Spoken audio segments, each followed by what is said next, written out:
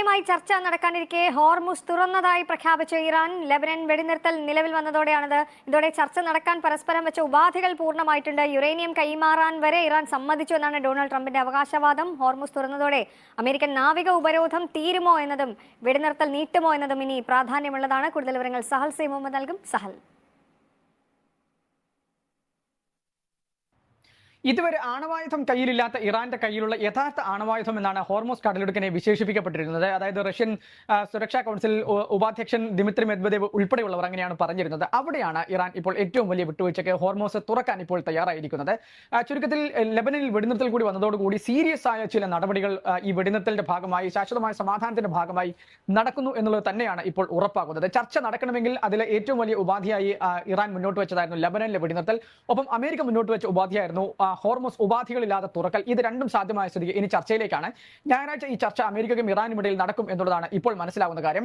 ഇതിൽ ആദ്യത്തെ 60 ദിവസത്തിനുള്ളിൽ ഒരു വിശദമായ കരാർ, അതിനു മുൻപ് അടുത്ത യോഗത്തിൽ ഒരു ധാരണാപത്രം പരസ്പരം എന്നുള്ളതാണ് ഇപ്പോൾ അറിയിച്ചിരിക്കുന്ന കാര്യം. ഡൊണാൾഡ് ട്രംപ് വലിയ അവകാശവാദങ്ങളാണ് ഇപ്പോൾ മുന്നോട്ട് വെക്കുന്നത്. അതായത് കയ്യിലുള്ള യുറേനിയം ശേഖരം അത് കൈമാറി നൽകുവാൻ ഇറാൻ സമ്മതിച്ചു, ഒപ്പം തന്നെ ആണവ പദ്ധതി ഉപേക്ഷിക്കാനും ഇറാൻ സമ്മതിച്ചു തുടങ്ങിയ കാര്യങ്ങളാണ് പറയുന്നത്. പക്ഷേ ഇക്കാര്യത്തിൽ വലിയ ഉറപ്പില്ല. കാരണം ഇക്കാര്യത്തിൽ വിട്ടുവീഴ്ച ചെയ്യാൻ ഇറാൻ ഉള്ളിൽ തന്നെ ഒരുപക്ഷെ വിയോജിപ്പുകൾ ഉണ്ടാകാനുള്ള സാധ്യതയുണ്ട്. അതുകൊണ്ട് ഇറാൻ ഇക്കാര്യത്തിൽ സമ്മതിച്ചിട്ടുണ്ടോ എന്ന കാര്യത്തിൽ ഇപ്പോഴും ഇനിയൊരു വ്യക്തതയായിട്ടില്ല.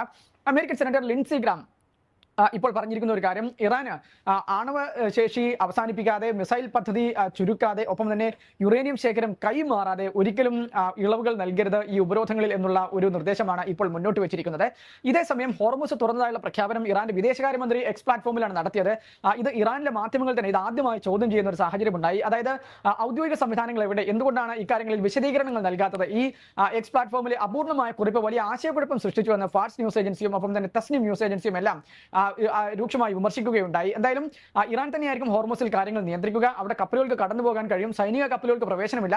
ലെബനനിൽ വെടിനിർത്തൽ എത്രത്തോളം നീളുന്നുവോ അത്രത്തോളം കാലം ഹോർമോസ് സുഗമമായി കപ്പലുകൾക്ക് കടന്നു പോകാൻ കഴിയും എന്നുള്ളതാണ് ഇപ്പോൾ പറഞ്ഞിരിക്കുന്ന കാര്യം. ഏതായാലും ഇപ്പോൾ നടക്കുന്ന ഈ പോസിറ്റീവായ ചുവടുകൾ വെച്ച് നോക്കുമ്പോൾ ഒരു ചർച്ച നടക്കാൻ തന്നെയാണ് സാധ്യത. പക്ഷേ അപ്പോഴും യുറേനിയം ശേഖരം കൈമാറാൻ ഇറാൻ സന്നദ്ധമാകുമോ, ഒപ്പം തന്നെ ആണവ പദ്ധതി ഉപേക്ഷിക്കാൻ തയ്യാറാകുമോ, ഉപരോധങ്ങൾ നീക്കാൻ അമേരിക്ക തയ്യാറാകുമോ എന്നുള്ളതാണ്. എന്തായാലും അണിയറയിൽ ചർച്ചകൾ നടന്നു കഴിഞ്ഞിട്ടുണ്ട്. ഇനി ധാരണയിൽ എത്തി അത് ഒപ്പിടേണ്ട താമസം മാത്രമേ ഉള്ളൂ എന്നാണ് പറയുന്നത്.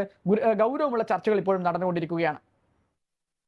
ശരി, സഹൽ സി മുഹമ്മദാണ് വിവരങ്ങൾ നൽകിയത്.